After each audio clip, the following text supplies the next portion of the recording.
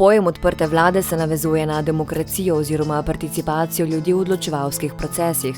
Gre za odprt dostop do odločevalskih gradiv in procesov strani volilnega telesa, s čimer se neposredno omogoča vpogled v ustrezno delovanje vlade, javnosti pa posledično pomaga pri političnih odločitvah.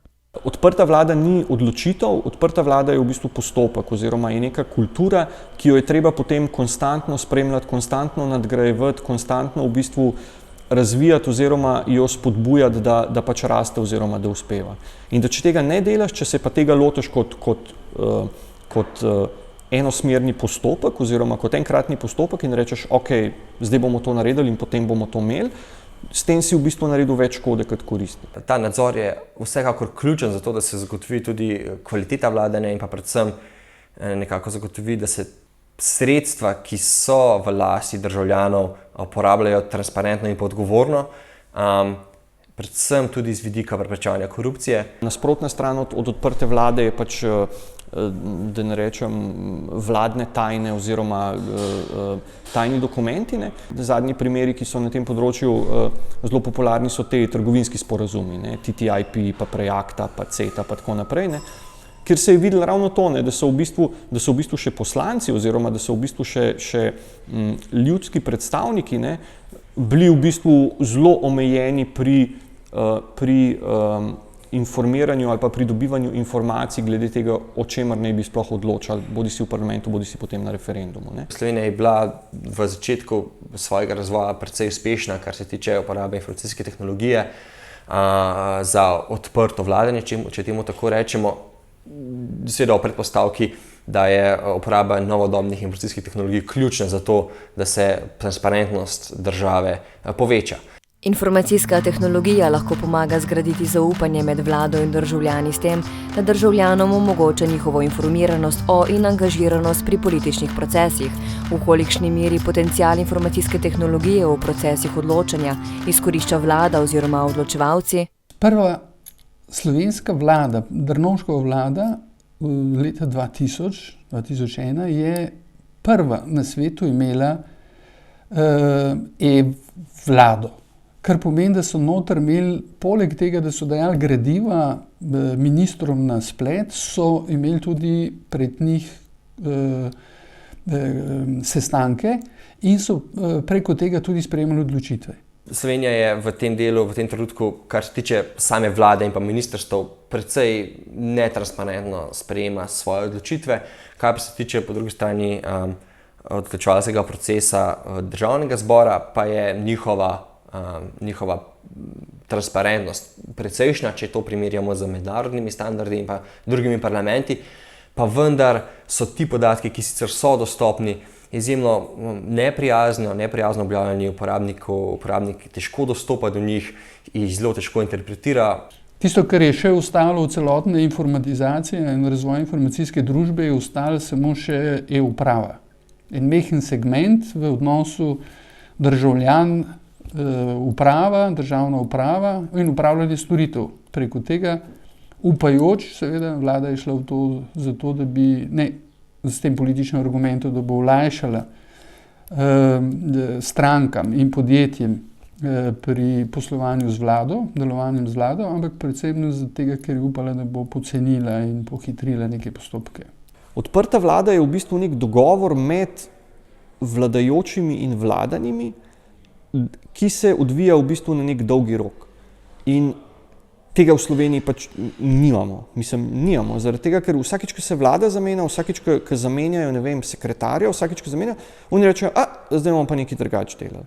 Mi smo že pred 6 leti pozvali vlado naj pristopi k Open Government Partnership, se temu reče, kjer države se zavežejo za to, da bodo bolj transparentno delovale, pa se to do zdaj še vedno ni zgodilo. Slovenija je izmed redkih držav tudi v Evropski uniji, ki k temu ni pristopila. Open Government Data Principle ali načelo odprtih podatkov javnega značaja zapoveduje, da se lahko vsi podatki, za katere skrbijo državne ustanove, na internetu svobodno in pod enakimi pogoji uporabljajo, redistribuirajo in analizirajo. Načelo naj bi omogočalo dostop do podatkov v strukturirani obliki, ki je jasno dokumentirana in na voljo prek standardnih vmesnikov. V Sloveniji imamo to teorijo odprtih podatkov zakonsko zelo dobro urejen. Pač načeloma podatek, ki je javen, je na voljo, bi moral biti dostopen in tako naprej. Manjka nam pa ti zadnji korak. Namreč odprti podatki pomenijo, da se podatkovne zbirke, ki so na državnih računalnikih, omogočijo za uporabo tudi vsem ostalim. Lahko v komercialne, lahko v nekomercialne namene. Se je spremenila uredba strani vlade, da organi, ki so zavezani za dostop do informacij javnega značaja, lahko zaračunavajo pridobitev nekih podatkov. V Transparency International Slovenije vodimo Center za zagovorništvo, informiranje in pa pravno svetovanje, ki pomagamo žrtvam in prijaviteljem korupcije in se velikokrat zanašamo na pridobitev podatkov strani zahtev dostopa do informacij javnega značaja in če želimo dobiti mi neke relevantne dokumente, se zgodi tudi, da nam nek javni organ, državni organ zaračuna to storitev tudi več tisoč evrov. S tem se srečujejo tudi novinarji. Jaz se že 2 leti ukvarjam s tem, da bi prepričal še posebej Ministrstvo za javno upravo, da bi na tem naredili več. Tam celo imajo nekoga zaposlenega, ki se s tem ukvarja. Tam imajo nek portal, ki se s tem ukvarja, pa vendar zadnje 2-3 leta kažejo, da tisti, ki vzdržujejo te zbirke podatkov, imajo zelo malo interesa ali niso spodbujeni, da bi te zbirke podatkov v bistvu odprli. Gruzija, ki ni evropska država oziroma ni v Evropski uniji, pa ima izjemno dodelano transparentnost porabe javnih sredstev skozi javna naročila za uporabo informacijskih tehnologij. To je v bistvu praktično popolnoma podprto z novodobno tehnologijo in njihov sistem resnično deluje. Pri nas so praktično eni redkih, ki imajo podatke poštimane v tej obliki, je Arso, ker so pač entuzijasti in to tam počno. Pri drugih je pa to lahko veliko vprašanje. Ne? Že pri iPesu se moraš recimo registrirati, zato da dobiš te podatke in že to je načeloma v nasprotju z načeli odprtih podatkov. Dostop do informacij ni nujno enak pač temu, da bodo ljudje te informacije tudi dejansko uporabljali oziroma da se jih bodo dejansko potem posluževali pri odločanju. Ne. Zadeva je problematična zaradi tega, ker se potem vlade oziroma ker politiki to razumejo v redu. Treba je dati vse na internet, treba je vse objaviti, treba je, vršiti, 30 let arhiva na internet. Noben pa ne razmišlja pač, na kakšen način se to objavlja, v kakšnih formatih, kako se do tega gradiva dostopa, kaj lahko ljudje s tem gradivom počnejo oziroma kako ga recimo lahko vključujejo v svoje neke podatkovne zbirke in tako naprej. Podatek za Veliko Britanijo ob lanskem letu, ob začetku lanskega leta, se pravi že kar star podatek, so na več kot 800 baz podatkov na voljo javnosti v obliki, ki je tehnično sprejemljiva, zato da lahko nekdo to vzame in distribuira naprej. Transparentnost ne pomeni nujno to, da se objavi neko nenormalno število dokumentov in pa predpisov, kjer se praktično vsak posameznik lahko zgolj izgubi, temveč to, da se že objavijo podatki in pa informacije, ki imajo nek smisel in pa pomen in pa predvsem omogočajo ponovno porabo. Funkcionalnost teh podatkov je nična oziroma je mogoče še manj kot nič, zato ker ljudje, ki pridejo z namenom, da bi te podatke uporabljali, se potem ustrašijo oziroma rečejo, oprosti, to je čisto neuporabno, jaz ne morem s tem nič narediti in jim v bistvu s tem ubiješ še tisti delček aktivizma ali pa nekega aktivnega državljanstva, ki so ga pač sami pri sebi pridobili. Ne. In mogoče se na drugi strani določeni pač vladni elementi ali pa v določenih primerih se tega vlada zaveda, ne, in dela v bistvu ravno to, da ne rečem za nalašč, ne, reče, vi bi radi zdaj dostop, ne, v redu, tle imate dostop do vsega. Zdaj pa vi posortirajte, kaj je zdaj pomembno in kaj ne, kaj so neke depeše, s katerimi smo naročali, kavo za predsedniško palačo in kaj so depeše, s katerimi smo odločali oziroma naročali, vojaško opremo. Vsake 3 mesece je popularna aplikacija Supervizor pri KPK-ju. To je najboljši primer, ki ga imamo v Sloveniji, zakaj so odprti podatki pomembni. To so podatki, ki so na voljo pri upravi za javne prihodke, v surovi obliki, ko jih pa obdelaš, lahko pa iz teh podatkov pridobiš informacije. Zagotavljanju transparentnega vpogleda v delovanje vlade so se približali v Transparency International Slovenija s postavitvijo portala Zakonodajni monitor, s čimer želijo prikazati celotno zakonodajno sled in vplive, ki jih posamezniki pri tem imajo. Zaradi omejenega dostopa do ključnih informacij, platforma še ni dokončno opolnomočena. Ali ti podatki ne obstajajo, ali pa enostavno ni neke volje ali politične ali pa kakšnekoli druge, da se nam da dostop do teh podatkov. V tem delu zagotavljamo v zakonodajnem monitorju tiste podatke, ki so resnično javno dostopni na spletnih straneh Državnega zbora in pa jih interpretiramo na različne načine, ki omogočajo vsakemu državljanu, posebej predvsem pa novinarjem in pa nevladnim organizacijam, tako imenovanim watchdog organizacijam, da si na nek inovativen, uporabniku prijazen način dostopajo do teh podatkov. Pripravljenost družbe na odprto vlado je pa še en korak naprej, ker zahteva v bistvu nekega aktivnega državljana oziroma zahteva državljana, ki ga zanima, na kakšen način mu vladajo oziroma ki ga zanima, v kakšnem političnem sistemu živi. In to je pa v bistvu še en problem oziroma je pa problem, ki ga ne rešiš s tem, da daš vse na internet in rečeš, poglejte, odprta vlada, vse imamo na internetu, vi samo vzemite.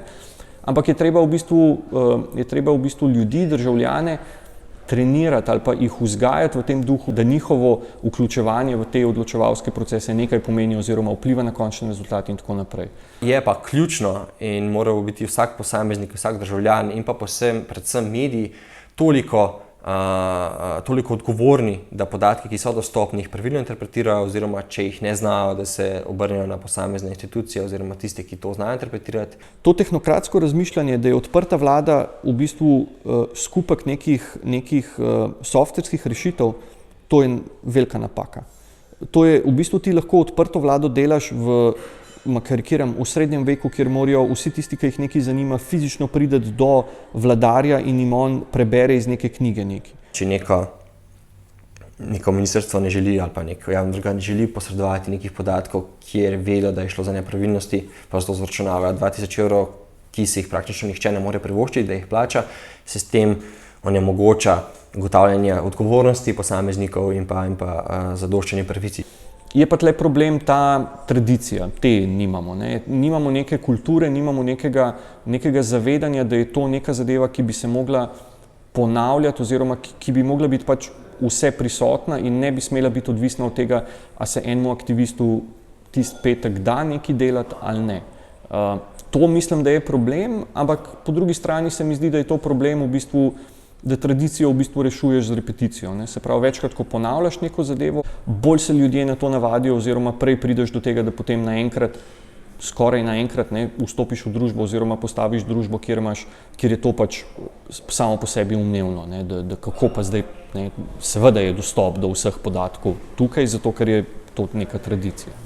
Če bi pri nas uspel zapovedati dostop do njih v elektronski obliki, potem bi nevladne organizacije, startupi, druga podjetja bistveno lažje lahko kakšne svoje storitve razvijali, kakšne svoje načrte lažje udejanjali in pač izkoriščali to, kar nam digitalna tehnologija omogoča. Jaz mislim, da je to stvar vztrajanja oziroma da je to stvar, da ne rečem, pravega človeka na pravem mestu. Se pravi, človeka, ki razume vrednost informiranega državljana, ki se informiranega državljana ne boji, češ, on bo pa zdaj pametnejši kot jaz, oziroma on bo pa zdaj videl, kaj delamo slabo, pa bo hotel, da nekaj spremenimo, ampak mi nočemo tega spremeniti. Inšpekcijski nadzori, ki izhajajo iz podatkov v supervizorju, ali pa ne vem, uporaba mnenj ljudi v servisu predlagam vladi za neko sprejemanje konkretnih odločitev, s tem, da se skomunicira, poglejte, ta odločitev je bila sprejeta izključno ali pa v 99% primerov samo zato, ker ste jo vi objavili oziroma spromovirali na portalu predlagam vladi. Ali pa neko zadevo, ki bi tekla recimo več mandatov, tle bi mogoče začelno. Pa sam ustrajati, pa sam si dati, ustrajati, pa če riniti v eno smer oziroma ponavljati neko stvar toliko časa, dokler ne rata samoumevna.